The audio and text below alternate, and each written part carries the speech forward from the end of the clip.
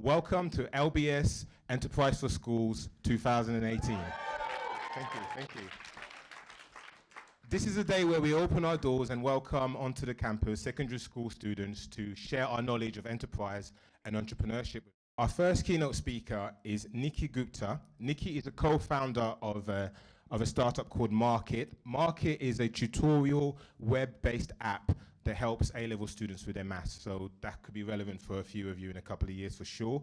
And MarkIt was a LBS incubator business. So the LBS incubator is almost like the X Factor boot camp for businesses and entrepreneurs. They get all the resources they need to be able to build their business. And since MarkIt left the incubator, it's just gone from strength to strength. So much so that Nikki last year was here presenting her business in the marketplace, and now she's our main speaker. So please join me in giving Nikki a warm welcome.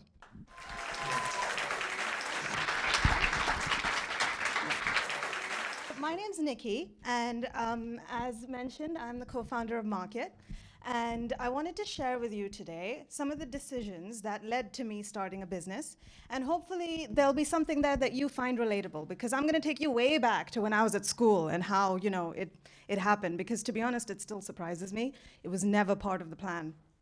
So, to start, what is MarkIt? I won't go into too much detail, but it's basically a website that A-level maths and physics students use to get better results in their exams, put simply. Now, how I got here is an interesting story, because I'm terrible with anything technical. I hated GCSE ICT, I was not good at it. Spreadsheets still confuse me. And how I started a website, it baffles me every day. So it's a very interesting story, because it's not something I would have imagined I would ever end up doing. The plan, according to my parents, was to become a doctor and marry a doctor. But, you know, didn't turn out that way. But that's fine, I'm happy that way. So in order to share my story with you, I'm gonna have to take you way back to school, because it kind of all started there, way back to my GCSEs. Because I had a lot of changes in my life when I was growing up. So it really did shape how I made choices and decisions later on, right until today. So going right back, GCSEs. So not to reveal my age too much, but this was 2001, so a long time ago. And I actually moved to the UK from India, hence the confused accent that you can probably sense. So I didn't know what they were. I was like, what are these things? They sound really important. Everyone's constantly talking about them. Maybe I should find out what they are. And I wasn't used to the British system. So I went from being a pretty good student in Delhi, in India, to pretty much failing my exams, my mock exams at GCSE. And this was really difficult for me, because this is something I'm supposed to be good at. I'm supposed to be good at studying. That's what I've always been good at. Why am I failing? I didn't know what they were. I had to get used to the system. I went from getting, you know, really high marks in India to failing my exams here. So I had to be really, I was treated like a special case in school. I had to be taken out of PE lessons, put in the library with extra help with teachers in order to get the foreign girl up to scratch. It's kind of embarrassing.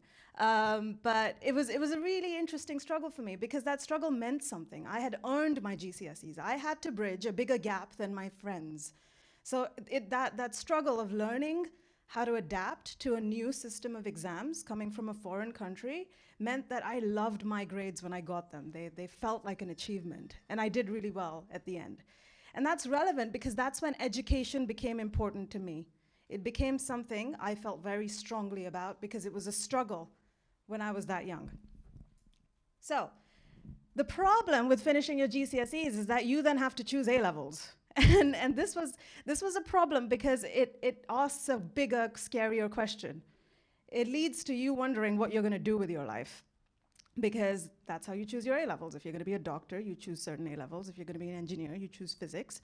So I thought, well, okay, I'm 16 years old, and I have no clue what I'm gonna do with my life. And this was a stressful decision for me.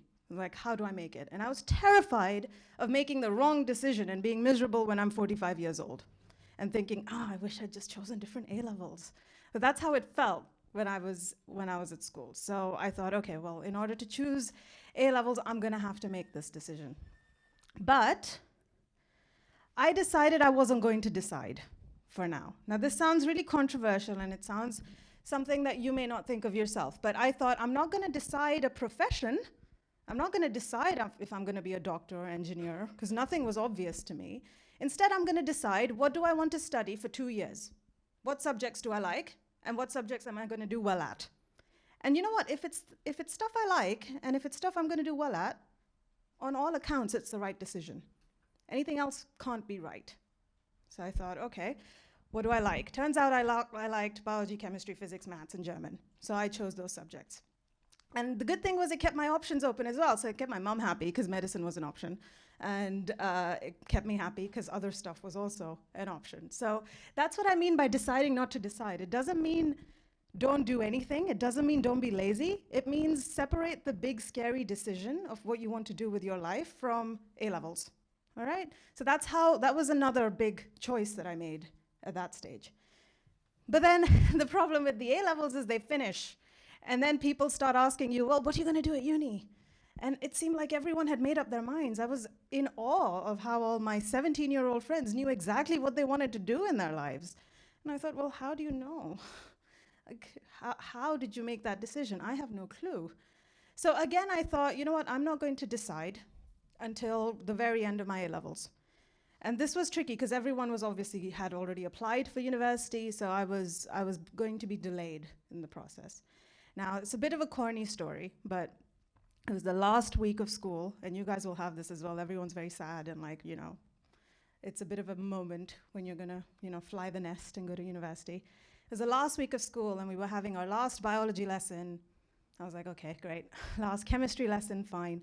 But when the last maths lesson happened, I thought, you know what? I can't imagine another week of my life when I don't study this. I can't imagine no more maths lessons. Like, this makes me sad. This subject is going to haunt me for the rest of my life if I don't do more of it. And I didn't feel the same way about anything else. I didn't feel the same way about chemistry or physics or anything. So that's when I thought, okay, I still don't know what I want to do with my life. This is still there. I have not answered this question, but I'm going to spend the next 3 to 4 years doing maths. Because again, I love it. I do well at it. What's the worst that can happen?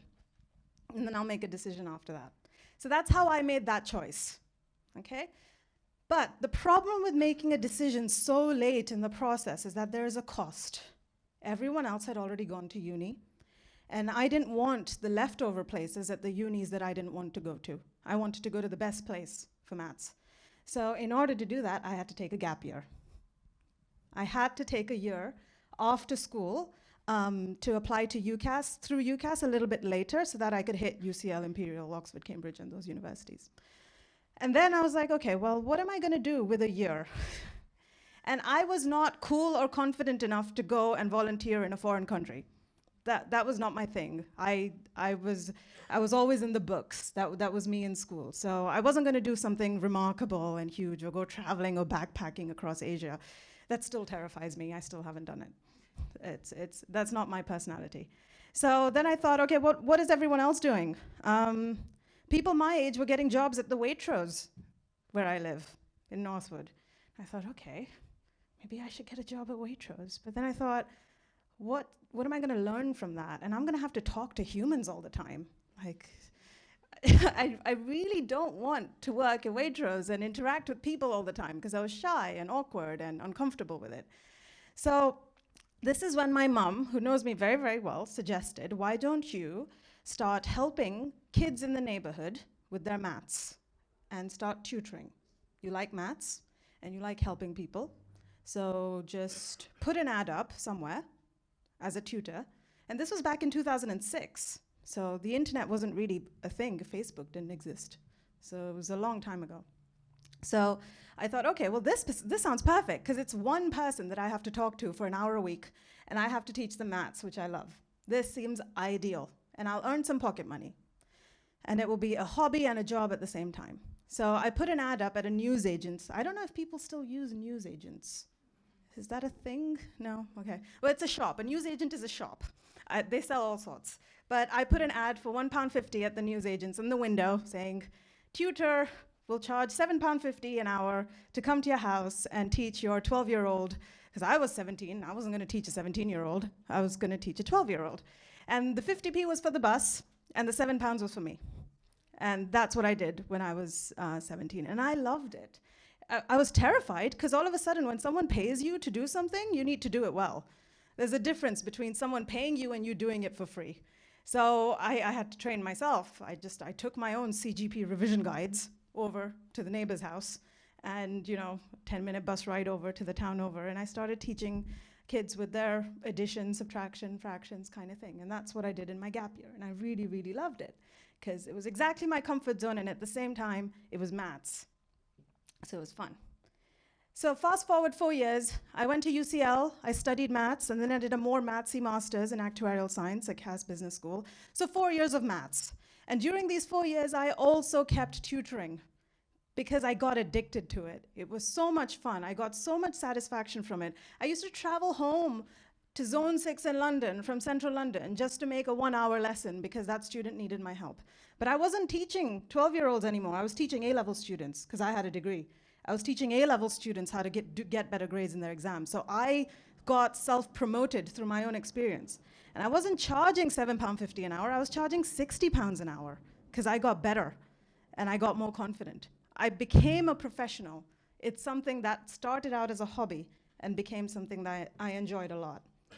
And then I graduated from university, but I was still pretty clueless. I mean, just because you have a degree doesn't mean you know what to do with your life. This comes back. It was kind of frustrating at this point because I thought, you know what, I really need to make a decision now. I've delayed this question since I was 14 years old. I need to make up my mind. So as a mathematician, I thought logically, how am I going to make my mind up? And I need evidence to decide what I want to do. So I started trying different things. I worked in finance for a bit. I hated that.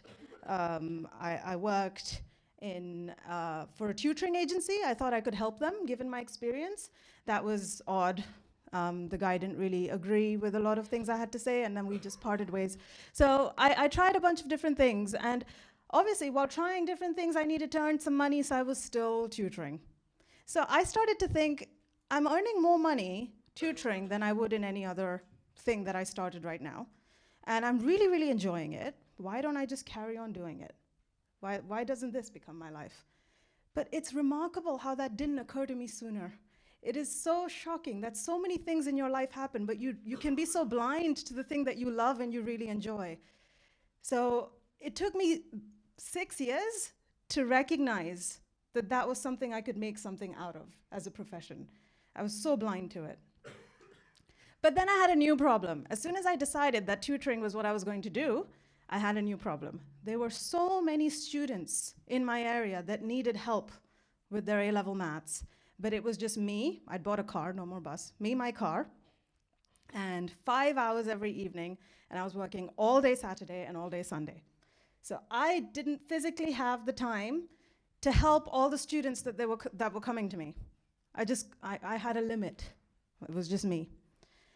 Now this was this was a problem very close to my heart because I cared about helping people learn. So I was really driven to solve it. And it was at this point that MarkIt was born. So as you can see, nowhere in my thinking since my GCSEs did starting a company occur to me. It was not a thing. It became a thing when I had to start a company to solve a problem I cared about. And I encourage you to find that purpose. I encourage you to find that push that makes you want to start a company. The goal should not be, I want to be an entrepreneur, let me find something to do. It should be, what do you care about? What do you want to achieve? Does it require you to be an entrepreneur?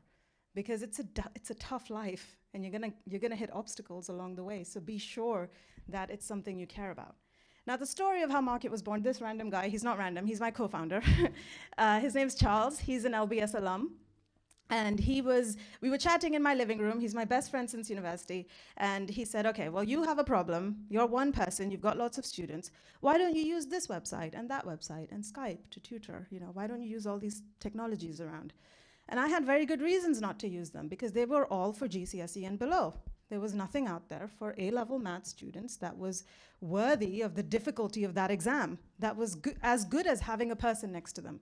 It was mostly video watching, which to be honest isn't good enough. Just because you've watched someone do a maths question doesn't mean you can do it yourself. There's a difference. It's a very one-way street. So I said, well, it's not good enough. And he is the one who came up with the technical solution. He said, let's build something that makes you happy. Let's build something that you would use. And let's just spend 2 months in the summer as a project on this. This was not a company, this was a project. So he taught himself how to code, because he's much smarter than me and likes computers a lot more. And he built a website that made me happy. Okay, still not a company, just a website. And then we thought, okay, well, what would it take for both of us to quit our jobs and work on this full time? What would it take? Because we're not just going to do that overnight. We're not just going to quit our jobs and work on a website. And we thought, if we can get someone to pay for it in 2 months, we will quit our jobs and work on this full time. Because that's the proof you need to turn an idea into a business. So that was our plan. I was so young then. I was like 25 years old. It feels like yesterday, but it was a long time ago. So that was the plan. And now it's a company. It's been running for 3.5 years. We're in 200 schools. Over 1 million questions have been answered on MarkIt.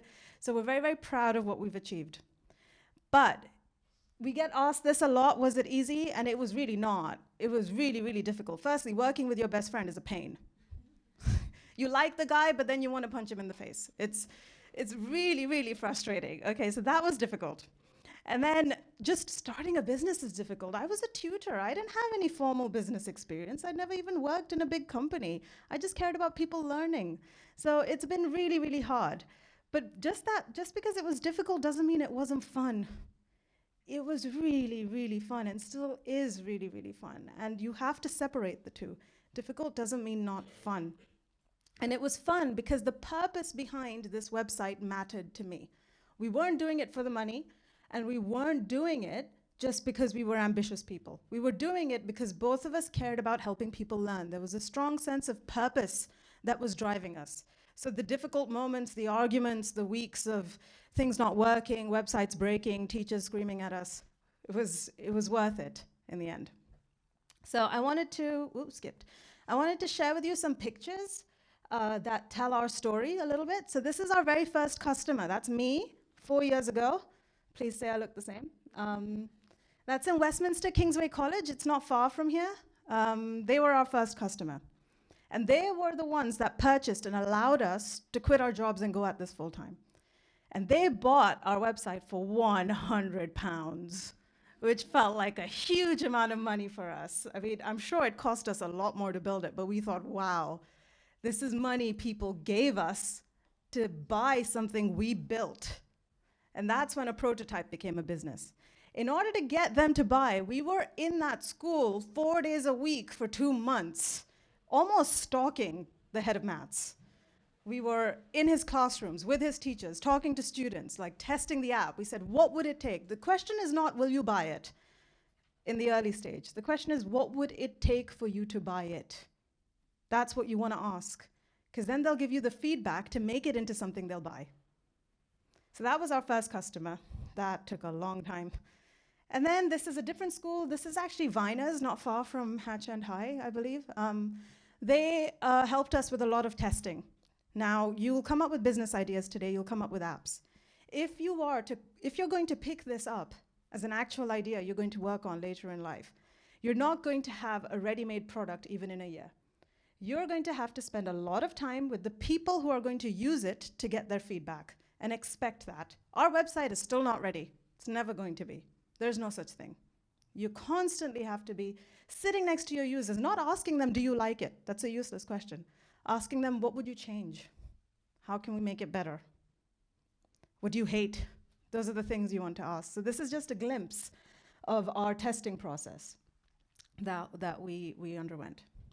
Now, this was another hard part. We got one school to buy. It took us ages, but we can't afford to spend that much time at every school in the country.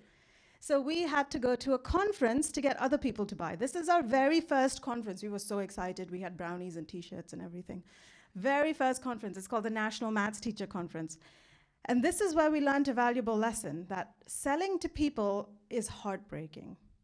If you imagine, like, if you bake a cake, you put so much love into that cake, and you're convinced it's the best cake in the world, and you stand in the middle of the high street, and you want to get someone to pay £5 for it, and they say, oh, it's ugly. Oh, I don't like cake. He doesn't like cake, but it's heartbreaking. And this was a heartbreaking process because we built this. We didn't have jobs at a company. We were the company. We didn't even have an office. It was Charles, me, our backpacks and laptops. That's what we were. And we were at this conference with big giants like Intel and Panasonic next door.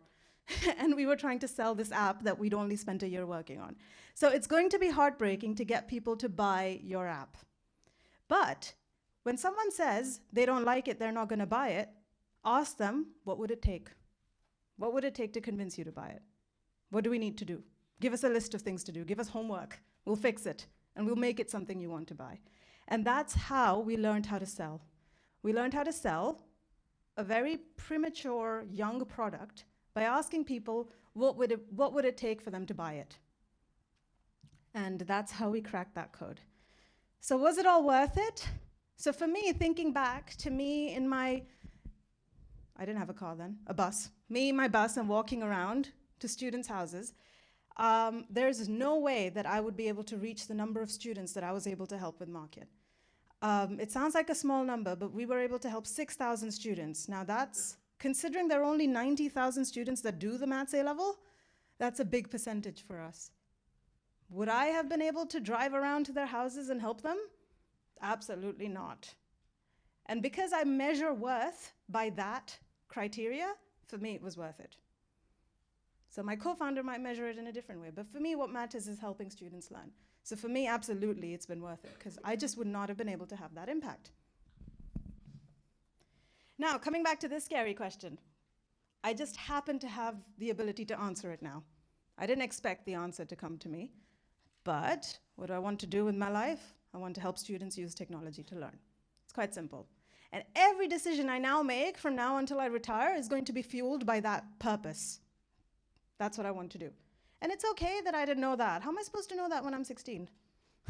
I didn't want to make a drastic decision then. So I just kept trying different things. I just went on, what do I enjoy? What do I do well? And it just happened. And then the right thing for me happened from a consequence of trying things. So this is a video that I'd love all of you to watch. I'm not going to play it today, but I watched it very soon into starting a company. It's by a guy called Simon. He talks about how the reason behind what you do is far more important than the actual work that you do. So if you've got phones, take a picture, put the link in to YouTube at some point and do watch it. As I said, finding a purpose is far more important if you're going to start a company. Job titles come later. If you're not starting a company, don't worry about it. Just find what you enjoy. Now, in terms of starting a company, why does purpose matter? Customers will believe you. And going back to Westminster Kingsway College, they paid £100 for a product they hadn't even seen yet. They didn't know what it was. They just saw these two starry-eyed, puppy-like, ambitious 25-year-olds who said, we want to help your A-level students do better. We have an idea. Investors will back you. Investors gave us money after that £100 purchase. That's all they needed to see, because they believed our story. They believed that we had the conviction to turn the money they invest in us into a business. And you will carry on if you have a strong sense of purpose, because it'll make the tough weeks easier. It'll make the tough months easier. Now, I just wanted to run through some examples, and I'll start with Innocent. Okay, anyone know the purpose of Innocent? Hands up. I heard something good. I said healthy drinks. Yeah. According to their website, their purpose is to make it easy for people to do themselves some good, and that doing good should taste good too. This has nothing about smoothies, drinks, or snacks in that. They're not talking about what they're selling, are they? They're talking about giving people the ability to feel good by eating well. And that's why you believe the brand. That's why you believe Innocent's going to be good for you, whereas Tropicana, you think orange juice. I mean, I straight away think orange juice. I don't think the same thing as Innocent. So they have a very strong sense of purpose. Okay, what's the purpose of Apple? To make expensive phones. Actually, so according to Steve Jobs, when he first started Apple, his purpose was to put a computer in the hands of everyday people. That was their purpose. Now, me as a consumer, I'm not sure I buy that, because I can't afford a £3,000 laptop. And I'm an everyday person. So you have to convince your customers about your purpose. Some will be convinced, some won't. Now, I know I'm running out of time, so I want to quickly move on to McDonald's. Now, McDonald's is an interesting one, because their purpose right now, according to their website, is to be everyone's favorite place to eat. That's what they say. But decades ago, when McDonald's started, their purpose was cheap, fast food. That was their purpose. But since then, their consumers have changed. We as a people have changed. When we hear cheap, we think bad quality. And we don't want to pay for bad quality, no matter how cheap it is. So McDonald's quickly responded by increasing the quality of their food. But then it was no longer fast to make. So they couldn't be fast and cheap at the same time. And because they had really hammered in this brand identity for decades, they lost customers. They're closing down McDonald's in India. It's shutting down all the time. They're losing customers to Chipotle and Subway by the millions. Because the new user, you guys, do not believe in cheap fast food anymore. And McDonald's is trying their best to convince us otherwise, but it's not working. It's not working. They tried to be healthy, but who's going to eat a salad at McDonald's? It doesn't quite work that way. I'll take any questions now. So what was your biggest challenge setting up your business? I mean, especially in terms of kind of your co-founder as well. So like, did you have any arguments along the way? Oh, yeah, I argued with him yesterday. We argue all the time. So a big challenge for me personally was learning new skills quickly, because I didn't have a business background. So all of a sudden, we had to do marketing. So I had to Google marketing, pick it up, and then do it. So that to me was a big challenge. I had to write a sales report for investors. I don't know what a sales report looks like. I have no clue. So I had to, again, teach myself how to do it. And that for me was the most challenging part, because I'm a perfectionist. So it was difficult, yeah. Is it harder to start up a business or to convince yourself to keep going? I think convincing yourself to keep going is definitely harder. Starting was easy for us. We were just very lucky that we had the time to explore something. But 3.5 years in, and I wouldn't even say it's hard to keep going. As I said, it comes back to that purpose. As soon as it gets hard, I think, well, why am I in this? I'm in this to help people learn. 1,000 people used the website this week, so I'm doing fine. So that's how you process that feeling. Yeah? It's still just you and your co-founder, or have you expanded your staff base? We've expanded. We were a team of 5 last year. That was weird, hiring people. that was strange, but and then we downscaled to a team of 4 now. Our first employee was after 1.5 years, so for 1.5 years it was just Charles and I. And he, interestingly, was a developer who worked while traveling around the world, so we've only met him in 3 dimensions once. So it was very odd. Skype meetings all the time. Do you have any regrets about the whole process?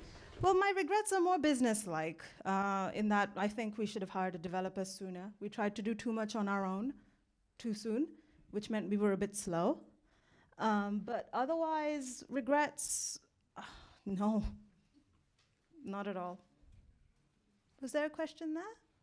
If you hadn't been so lucky in having a best friend who could learn to do the coding and you didn't have an easy fix to that tech side, what would you have done? I think I probably would have got a job in a company that was fulfilling a similar purpose. But I don't think I would have had personally the same impact. I wouldn't have started a company. I would not, because that's me. That's my personality. I'm scared of newness. I'm risk averse. So either I would have looked for a co-founder or I wouldn't have started a company. So that's why I say luck has a big part to play. So look around you, look at the people you'll be working with today and see what skills do you not have. Don't panic, find them in others. Thank you. Thank you very much, Nikki. That whole speech was full of so much wisdom. Just some key takeaways for me is solve a problem you care about. I thought that was a very poignant statement. And also when your friend said, let's build something that will make you happy. I think that's literally how you should live life. And lastly, you can say as much as you want, but it's what you show people that matter. And Nikki went from being someone who was too shy to work at Waitrose to standing up here and talking to all of you guys. So I think that in itself deserves a round of applause again, please.